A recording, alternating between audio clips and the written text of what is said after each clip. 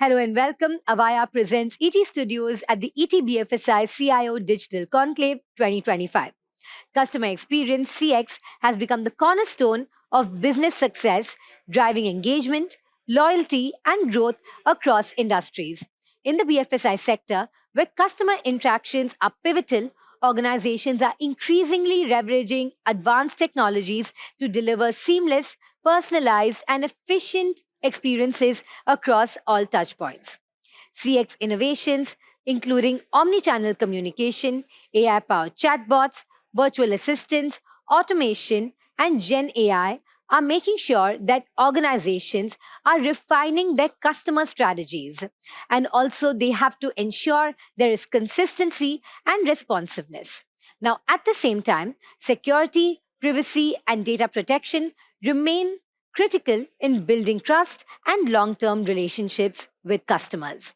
ETBFSI presents an exclusive discussion featuring industry leaders from the BFSI sector alongside a tech expert to explore how organizations can make sure that they're elevating CX, optimizing engagement, and also integrating cutting edge solutions to meet the evolving customer expectations in this digital era.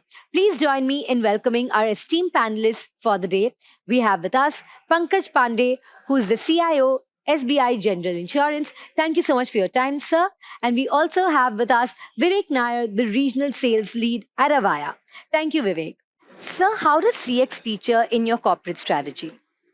Very important because the insurance is sold to customer and the customer is of paramount importance.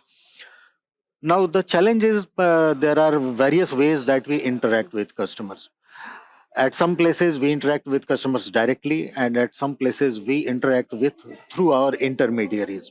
But even if we are interacting with intermediaries, our responsibility stands, and we have to make sure that customer has the similar kind of great experience when they are interacting with our company for our products, for our services. So yes, CX is very important. Yes, especially when you have a third party in the middle or you have a platform in the middle, you need to make sure that they adhere to your standards and your compliance as well. So I can imagine that you want a seamless experience for your customers across all touch points. I'll take that across to Vivek. Yeah, if you see today's date, the entire CX journey is evolving. You cater to different age groups. Specifically from the industry which serves. Like if you look at from an insurance vertical perspective, you're catering to a 45 plus. I would say age group who are comfortable more talking to someone who is able to get an help over the phone. Then you have these next generation, which is like they want assist whenever they require, which is like we call that a Gen Z part, and now or rather the millennials, and now Gen Z they want to do it on their own. But the platform, as sir mentioned, the platform has to be agnostic, that they are able to cater to all these three different generations or different. And it's so the transformation is so fast that new things are getting adopted. The pace at which it is getting adopted is very fast. So that's something which is we predominantly look at insurance, which is like a huge B2C. I'm sure sir would agree to it. And every year there is a churn rate also of people moving from one insurance to. So you have to keep the loyalty as well going on. So all that, if a single platform is able to kind of cater to, that helps. And that's where players like us, we are doing that with quite a lot of insurance companies, not just in this part of the world but across the globe, I would say. Well, absolutely. When it comes to insurance, it is daunting to many people. Correct. So it's very important to offer them an experience that is very customer friendly. And I'm sure you'd agree, sir. Now, when there's emerging tech such as AI, it needs to solve an existing problem. What problem is AI solving for you when it comes to your CX? See, AI is, the potential is enormous. Okay, so we are using it in various areas, Mhm. right from creating new ways to service the customers, new ways to do the automation of our back office, Mhm. and also for risk control, fraud detection, etc. So yes, AI is a very key element of our technology roadmap that we are working on. especially in risk detection and risk control and fraud detection, which are definitely the cornerstones of the insurance industry. I'm sure AI is providing very great, making sure that there's not as much time as there was earlier, cutting down on that and optimizing processes as If well. you look at it, AI actually complements the Mhm. existing processes, be it faster go to market when it comes from a sales perspective, or be it, insurance. One of the critical thing is how fast are you able to kind of get the claim processed, in the underwriting processes. AI is playing a very crucial role. I'm sure, sir is an expertise in that. But if you look at it the way, it's a paradigm shift, right? The time taken earlier, if you look at it, when it was a man-made process of doing it, AI is actually simplifying that, and it's making faster, both from a customer perspective as well as, if you look from a productivity enhancement perspective also. It's playing a big role, and predominantly if you look at it in BFSI and largely in the insurance sector itself, there's a, I would say an entire process getting realigned from an AI perspective, I would say, across touching on each and every processes across. Absolutely. That's true. And And especially when it comes to BFSI, AI chatbots, virtual assistants, and also the fact that AI can provide very rich personalization, I'm sure is making a big difference to your customers. yeah, yeah. And I will just carry on where what Vivek was mentioning. So in insurance, the claim process is most Hmm. important, right? Sales is fine. That is what the interaction that happens with customers. But the important thing is claims. How customer is having convenience when he is coming for claims. Okay, and that is where we are looking for, and we are using AI. We have already started, and we have to carry it further. Hmm. So, like for a health claim, Hmm. if someone is coming and after discharge they have to wait for claim clearance, that is so annoying and that is not convenient. That is not such a good experience. So there we are going to use AI. Something like motor claims, there also cashless is there, and in motor, well, like all survey process, etc. So do we really need all those things? Hmm. Probably not. In many cases, there is AI to help it, and we are using AI for the motor auto assessment and estimation. So far in motor and health, it's making a huge difference in significantly cutting down wait times. So when it comes to CX, it also has a big impact on employee experience. How do you view this? And in your experience, how are employee experiences impacted by Yeah. CX? So see, CX has evolved, and CX is no more limited to UI. Mhm. Okay, it is not only that you create a good page, Hmm. etc., and now, wow, I mean, everyone is happy. No, so we have moved a long way from there. Now it is multi-mode. Hmm. So at the employees' convenience and at their place at that time, they should be able to perform their duties. Okay, so whatever the information they need and whatever activities they want to perform, Hmm. and everything in a secured way, Hmm. so that our organization's information remains secure. So that is what the CX has evolved. So that is what we have, the as a technology leader, that is our duty to provide. And providing a positive experience for employees as well is invaluable when it comes to building an organization, Vivek. I would say it's just a beginning. I always, I'm a strong believer of it. Like CX plus AI is what is going to drive the future, right? CX being the center point, AI is definitely going to support it to make it more enhanced, or rather more faster, as I was mentioning. It's going to touch upon everything. So, customer experience, obviously, AI is going to, AI has been playing a role, in bits and parts. Now it's getting a unified experience. One is, when you say customer, you have one external customer, which we are talking about, then employees are internal customers, right? When it comes from a technology standpoint, if you look from that perspective. For sure, I'm sure, all the employees are a customer because end of the day, ensuring the external CSAT is achieved, the internal CSAT or the internal customers have to be capable or will be able to, how we can enhance that. That's where AI is going to play a big role, and that's it's just a beginning. It's just started. You Absolutely. will see that in next coming years how it will be evolved and be a sticky part of the entire CX journey, I would say. Absolutely.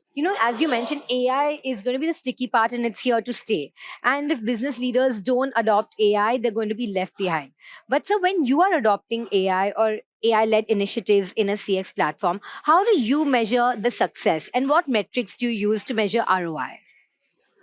So, see, the most important factor is customer satisfaction. So, the customer satisfaction survey and the customer's feedback that we get, that is most important for us.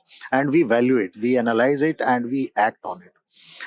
Uh, Coming to AI, now AI, as I said, the potential is enormous, and the most important thing is that AI is having cognitive abilities also, so it can somehow it can think like human, it can perform certain activities, it can take decisions, and there we can create uniform experience for customers. Okay, because if you deploy the first customer service executive, there can be differences how the customer has interaction experience, but at some touch points if we have AI interacting with customer without compromising on any service quality, so that will give a uniform experience, and it will be available 24 hours, right? Well, yes, indeed. Yeah. There's no downtime when it comes to AI, and it also has vast amounts of information at its fingertips. I'll take that across to you, Vivek. I echo with what he said. If you look at it, eventually we are doing all this stepping stones, or the play of AI. Everything. I mean, it's not just AI. Everything we put together as a process is for CSAT improvement, right? CSAT indirectly, very impacts the sales of any organization. So, that's one point. If you see AI is, as you said, earlier, the information availability and the processing of the information is that fast in that it definitely has to, it's going to impact, it's very, the period has been very short, I would say. Whatever data we have right now, availability of data, while Gen AI has been there from quite some time now, but it's still in bits and paths. Once you have that, probably this year or early next year, companies will be able to kind of share what are the actual when you say from an ROI perspective, actual impact of adopting AI. I think for sure by 25, 26, we'll see that. It's exploding now, right? Every enterprise is adopting it. So it's early time, but for sure, if you look at it, it's helping each and every process. It's touching each person who's associated with the organization who's adopting it. So positive impacts across the board mostly. That's how it looks like today. Yes. And when we talk about the BFSI sector, of course, we must talk about data security, which is paramount. And especially with the evolving regulations of the DPDP coming in and the kind of global compliances that you need as well. Now, when you have AI, you want to provide a rich personalization for your customers. You want to give them an experience that is seamless. For this, you need to collect data from them. But at the same time, the customer is touchy about the sort of data that you're collecting. He wants control over the data. How do you manage to balance this? Yeah. So in AI itself, you get the customer data, and then you have to run the analytic tool over it to analyze the data, and then you have to provide the response. At the same time, the machine is also learning from the data. Now the challenge is whatever learning happens, we have to keep it to ourselves. Whatever the customer's information, we have to keep it to ourselves. And at the same time, the AI tool itself, it has to use whatever information they have gathered from the public information, whatever is available. So that is a challenge, and there we have to have a strict security guideline and parameter, that what can go out of our environment and what can't go out of our environment. Because if something, once it is out, then you have lost control. So that is something we are ensuring, that whatever we gather from customer, I mean all the customer interaction, all the conversation document, etc., whatever happens, that remains within our environment. It doesn't leave the premises. Okay, so on-prem and there's data protection and privacy, and they both go hand in hand. Right. Vivek, at Avaya, how do you view security, and what is your experience with data protection and privacy? Understanding the regulatory framework which we have today's date in the country, what we have done, or rather, the step taken by most of the organizations who are catering to BFSI, is that rather than depending on the LLMs which reside predominantly outside our geography, There are SLMs which are getting developed, small language modules, which is able to, like example, whatever learning has to be done, as sir mentioned, it becomes faster. For insurance companies, obviously it's a pull, and it remains within, say, example, if it is SBI, GIC. So a small SLM can be built on, so that the framework is adhered to. When you look from an entire regulatory framework, so SLMs is something which is catching up, I would say, in small terms, because there is a lot of customer data. SPI, can't go out, right? And in case of any BFSI, I would not say, not just SBI, GIC, any BFSI, they will not allow. We have that regulatory framework in place. So that's why SLMs are playing a role wherein enterprises are able to adopt the Gen AI and the benefits of it, probably residing on their own data center or probably having their own private instance on one of the cloud players. Right. So the two of you are clearly pros at navigating Absolutely. the regulatory landscape. And you spoke about the cloud. So let me take that across to you, sir. When it comes to the cloud, do you prefer the cloud or a hybrid model? See, I prefer hybrid model because the cloud has its merits, but there are certain scenarios where it may be due to technology limitation. All technologies are not available on cloud, so it may be technology limitation, or it may be uh, it is simple cost benefit analysis, whether where the cost doesn't justify it to be on cloud. So in those scenarios, I will prefer on premises. Otherwise, cloud provides me agility and flexibility, and that is something very important. And in our company, we have cloud first approach, and we are on cloud on a big way. So on cloud, whenever it's possible, but also there is compliance necessity to be on-prem. So a hybrid model Hybrid is what you model, and suggest. and even on cloud now, one is to have your own environment and at cloud, and secondly using the SaaS models. So in SaaS models also we have very strict security rules, guidelines, and that any SaaS service provider, they have to comply to those guidelines. Only then we onboard them. So security is never compromised. There has to be third-party Yeah. compliance for sure, because the customer is, the one who needs to be protected Customer is at the end of trusting the us, day. Yes. so we have to Yes. maintain that Completely trust. customer-centric, Yeah. right? And Vivek, what is your perspective on this? So obviously, you cannot ignore, it's a cloud first journey which is going on, right? You have to be adaptive to it. But let me take one step back now. Any CX activity which you do today's date in enterprise are KPI driven. One is you have an ongoing customer service which happens, right, for your existing, what we call it as servicing your existing customers. The rest, say example, you have a KPI of increasing your collections. Not a very big case of insurance, but there are others like cards divisions or others. Like second is how do I upsell and cross sell. These are KPI driven, which are annual at times. This year, this is what we have defined that this is the upsell and cross sell we do. Their capex plays a big role. Customers don't want long term contracts. Customer don't want that to impact the operational expenditure. So companies like Avaya, what we do is we play in all flavors, I would say, or rather, I would say, if a customer wants a capital based, probably for a short term, say 1 year, done and dusted. If it works, we'll look at it. Second is, hey, I don't want anything, on my premises. I have to be, kind of, what should I, compute light or zero compute on my environment. That's like a 100% cloud environment. Or else it's like hybrid. I have already invested. Voice is one of the legacy way of customer experience. So you say that it remains on-prem, and any new channels. If you see, there's a lot of digital deflection which is happening. Your customers reach out to you through a chat bot or through a social media or through email. That can be on cloud. So it's like an hybrid approach because there's already an investment which is done. How do you protect the existing investment? So there are a lot of flavors which has been going on. If I see predominantly today we are at the BFSI summit, so I would say one, because of the regulatory framework, you all are still there on a hybrid, or I would say largely on-prem, and I'm sure sir would agree to it. Largely, I would say, but there are certain processes which can be migrated, which is not a very data centric processes. That's running on cloud. So all the flavors are working. I mean, if you ask me, Okay, so today's it's a date. combination of Yeah, these yeah. flavors, and the hybrid model is the way to go ahead. And I think that brings us to the end of this discussion. Thank you so much, sir. Thank you so much for shedding light on so many aspects of CX across the insurance sector. Today, we learned about how wait times are significantly being reduced by the use of AI in the areas of health, in motor vehicles.